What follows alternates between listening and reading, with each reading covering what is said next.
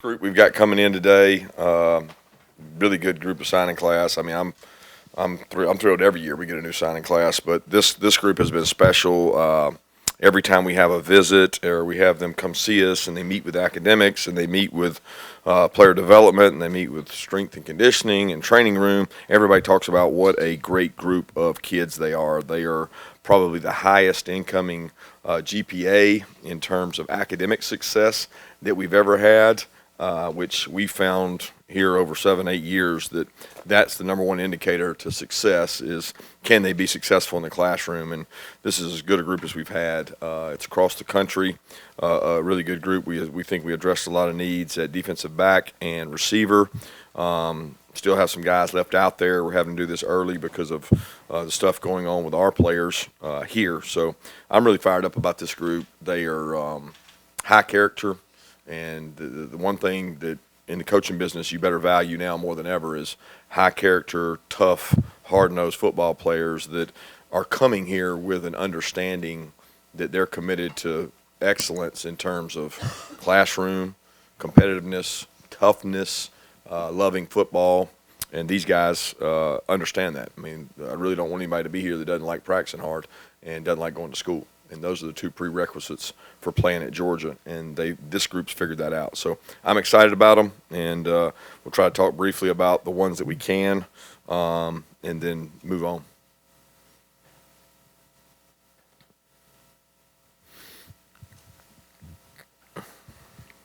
Yeah, I think you can talk about all three inside linebackers that you guys signed, Raylan Wilson, Troy Bowles, C.J. Allen. What are you bringing in that class, and how much do you think the past success with, the development of Nakobe, Quay, and Channing last year sort of helped appeal to those guys? Well, a really talented group in terms of speed, athleticism in the day and age that we're in right now, where the guys are fast, athletic, got to play in space. Got to be able to strike and play with toughness, but also high character. Those three guys bonded, got to be good friends, have connected. I think Schumann and the defensive staff done a tremendous job kind of selling the brand. Look what these three guys all came out and did. Look what these two guys are currently doing. Look what the guys we signed last year that are here and playing roles on special teams. You'll develop here. You'll become better. And you'll have fun doing it. And that group is tight. I think it kind of recruits itself when you talk about Nakobe, Quay, and Channing, what they've done. These guys, they want to emulate guys like that. And they're really high character kids, and really impressed with everything about those three guys. Kirby, I understand that you've got like a look at several of these guys kind of already. They've already been able to join you for practice. What have you seen from those guys, and what's kind of the attitude been like? Has it been any timidity there, or has it just basically been these guys jump in and get going? No, we throw them in and get them going. They certainly help us in terms of, at this time of year, you have injuries, you have guys out. We've had multiple guys that have been in and out of practice. It gives you depth. It gives you the ability to go two-spot. It gives you the ability to get a better look. I mean, let's be honest. Some of these guys are really high athletes that are fast, that have twitch. They jump in. There's parts they can't do, and there's parts they're learning on, but they will be so much further and better when spring comes because of getting comfortable at practice, going out there and knowing where I go to after flex. What do I do next? And I've been really excited for those guys that have practiced with us. Kirby, with the tight ends, being able to bring in guys like Pierce and Lawson, what do they bring to what we've seen as already a talented group of tight ends? Well, I don't know. I think we'll see that. We know what the experts say and what the stars say, but I don't think you really know what you have technically other than what they've done in camp. And both those guys have been competitive. They've gone out and competed. Every chance they've had, they had, Pierce was able to come back towards the end of the year and play some coming off of shoulder surgery. And then Lawson had a good year playing in a really tough division in Georgia high school football. So I'm excited about both those guys. They're coming into a room that is extremely competitive, but they both fit that criteria themselves. So I'm excited to see what they can do for us. Kirby at cornerback, three guys this class, strong at the top. Cornerback last year, you've got second-year guys starting. Is that just a case of get as many at that position and kind of figure it out when they get on campus? Well, I don't know. It depends on how you define those guys. There's no such thing as a cornerback anymore in my mind. There's defensive backs that play everywhere. Football is a matchup game. There's more empty than we've ever seen before, more spread than we've ever seen before. You got to have slot corners. You got to have outside corners. You got to have guys that can go inside and play. You got to have guys that can be gunners, guys that can tackle. Just so many roles of a defensive back that it's not three corners. It's what can this guy play early? How can he help us? And you can't have enough. I mean, very rarely do they come in and just jump right in and play as freshmen. They play, they just may not play the starting role. So it's a position that has to develop, has to grow. It's one that we've been short in that room. I mean, probably the last 4 years, we've been really short in our defensive back room. So we're trying to manage those numbers. There and receiver are probably the two hardest spots to be at your quota on your 85. It's a position that turns over a lot. It's a position that comes out early a lot, a position that goes in the portal a lot. So we're hoping to gain depth there. Coach, the speed you guys, it appears you were able to add a wide receiver, three young men that you signed today. Just what they're going to kind of bring to the program. Yeah, excited about those guys. Speed, athleticism. Been here practicing with us. Each one's different. They all probably need, they're going to have to hit the weight room and get stronger to be able to really do the things we want them to do. But you want to take a guy that has natural speed, pass catching ability, make you miss ability, run after the catch, vertical threats, and we think we get that in those three guys.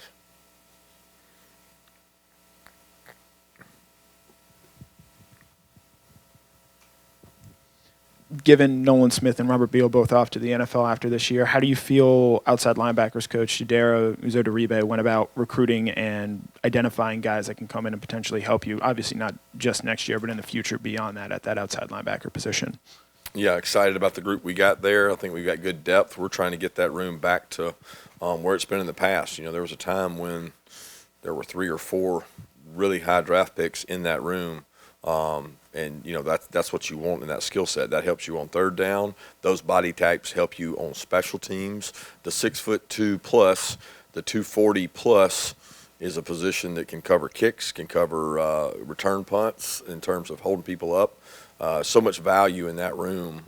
Packages you can do on defense. So when we've been at our best, we've had a lot of speed and athleticism in that room, and we're trying to get back to it. And we hope these guys can do that and provide some defensive end help as well when it comes to playing 4-3 and having 2 guys out there. Kirby, Roderick Robinson was just announced a few minutes ago. What struck you guys about his running ability and what he can bring to the table when he gets here?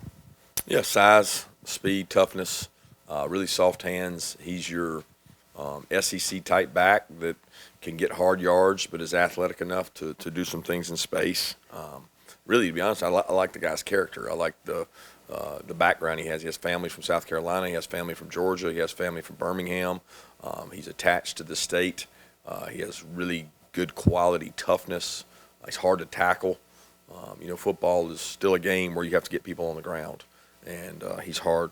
He's hard to get on the ground, and he loves the game, and he's very intelligent. So he excited us on tape, but he even won us over more in person. Yeah, Kirby, we saw reports. We saw Coach Narduzzi and Mac Brown talking about $5 million offers for quarterbacks at North Carolina. We're reading, emoji attacks from Matt Rule on Lanning. I mean, how crazy is it out there, and how much of an advantage do you have with the stability you have in your program? What could you tell us about the landscape right now? No clue, man. I'm working on Ohio State 24/7.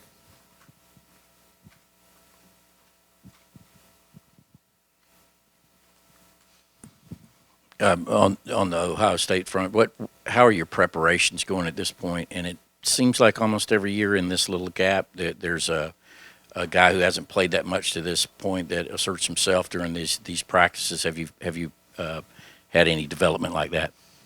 Can't pinpoint anybody in particular. Our guys have worked really hard and had some good physical practices, and really want to keep it about these signees today. But that's why we're here, to kind of honor them and celebrate them, because we don't get a chance to do that in February. But we got a lot of work to do on Ohio State.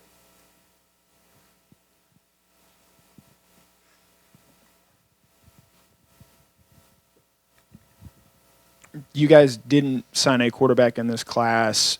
Did that make recruiting guys any different or harder because there wasn't sort of this quarterback leader figure in there? And what kind of challenges going forward does not having a quarterback signing in this class possibly present to you guys? I think it's irrelevant in today's day and age. The portal's full of them. There's going to be multiple guys in every year. You want to do the best job you can to get the best quarterback you can. When you have 3 quarterbacks, sometimes you don't have any, and when you have 1 quarterback, that's when you have a quarterback. And we're very pleased with what we have in our quarterback room. We think we got 3 quarterbacks that are going to be really good. So the concern wasn't about a quarterback, and none of the skill players made it about that. Because they know what we've signed the last really 3 or 4 years. They know what we have the potential to sign in 24. So it's one of those deals that the quarterback position kind of sells it based on who your offensive coordinator is and how your offense does, and we've excelled in that. Kirby, curious what you think of the O-line room and future going forward. Obviously, this was Stacy's first cycle, and you have had 3 different offensive line coaches the last 4 years. Does that have any effect in recruiting? I don't think so. I think when you look at us over the past 3 to 4 years, I think we've had the 2nd or 3rd most O-linemen drafted, especially top round picks, like we've been able to have with tackles going early and Ben Cleveland, a lot of the guys. So the program sells itself in terms of development. You get to go against some of the best defensive linemen, 3 first-round defensive linemen. You get to go against those guys. So we recruit as a staff, not as a position. And I think Stacy's done a tremendous job this year. I think we got some really talented, flexible guys that can go inside and out. That's always what you're looking for, is to get length at tackle, but guys that can go in and play guard. And I think we were able to do that in this class, and really excited about the O-line class we got coming in. Kind of banking off that, what's so special about Monroe and Bo coming in? Length. They both have top 10 wingspans of kids we've recruited here, and we've got some pretty long guys that have played here in the last 7-8 years, and both those guys would be near top 10 in terms of keeping people's hands off of them. Both of them really good basketball players, got great feet, athleticism, and it's one of the hardest positions to play right away. So it's not like they're going to walk in here and just take over, but they've got the kind of the mold you want in terms of length and athleticism, and some guys that can go play with them. Kirby, how would you define a successful signing day, and what position are you still hoping maybe to add to in February? A successful signing day is defined 4 years from now. I look backwards on that. I leave it to you guys to rate them, because I can't compare somebody else's to ours, because I don't really look at somebody else's. I only compare ours to what they do when they leave, not what they do when they arrive. How many of them graduate, how many wins they have, what kind of people they become, how they integrate into our culture is probably the best defining success quality. And hopefully they'll do that well. We'll onboard them well. And, I hate to say it, but, there's probably not a lot of difference in all these kids being signed. The difference is what you do with them. But people make it about who you sign, not what they become. And I'm a lot more interested in what, they become. Yeah, the 9 guys that have already come in and started practicing, I think it'll be close to like 14 early enrollees. When you're evaluating prospects, how important is getting them on campus early now, something you guys really factor into what you're looking for? No, I mean, we've had really good players come in June, and we've had really good players come mid-year.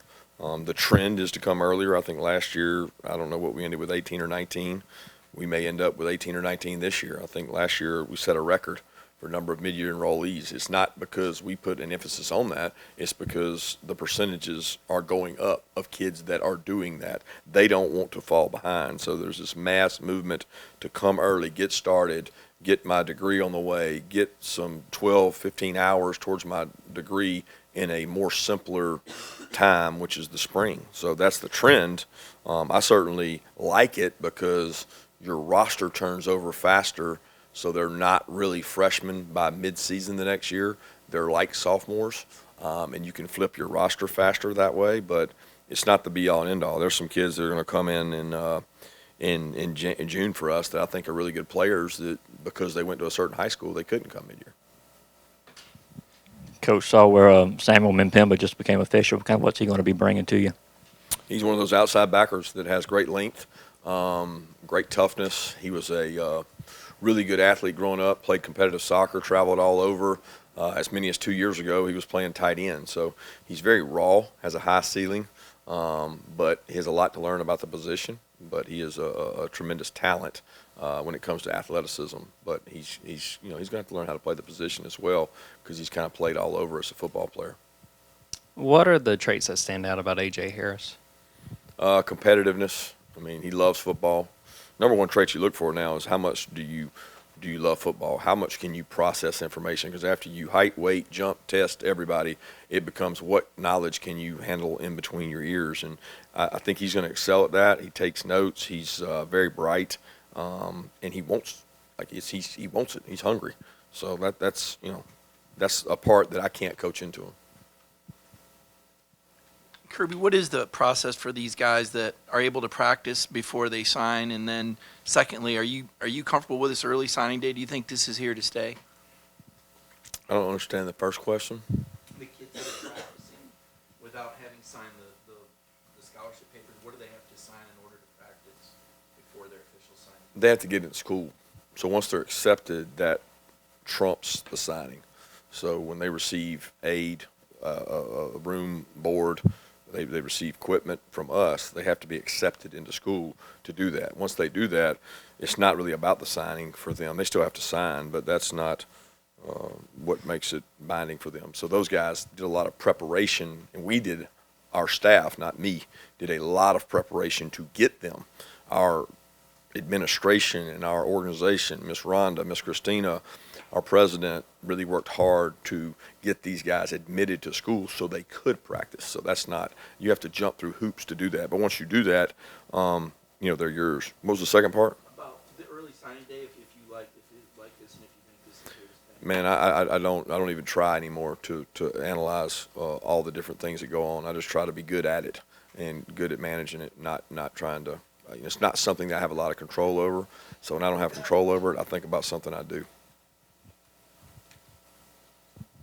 This is sort of the first full recruiting class after the national championship, and obviously you've been recruiting these guys for many years. Did that national championship have really any impact on the recruits you went after or the guys that were interested in coming here, or is it still because of the way this program has been built for many years now that actual national title didn't have much of a recruiting impact?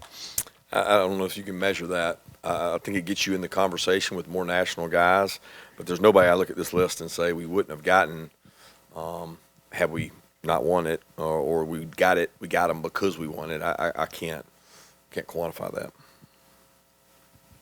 Coach, you mentioned that it was a record amount of early enrollees last year. How important was it for them to be a part of that process and preparing for playoffs and being a part of the ceremony at Sanford Stadium to kind of develop that focus and what to attain here?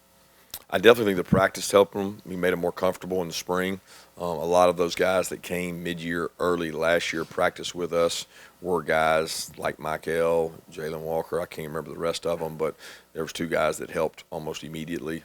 I feel like some of these guys that are here now will be the same way. As far as the parade, I don't think it had any impact on them. Take two more questions. Kirby, I kind of wanted to wait to the end here, but I want to ask about Ladd and Warren, if they had been able to get back to practice and been able to do anything for you. Yeah, I'm focused on these guys today, to be honest with you, these signees. So no update.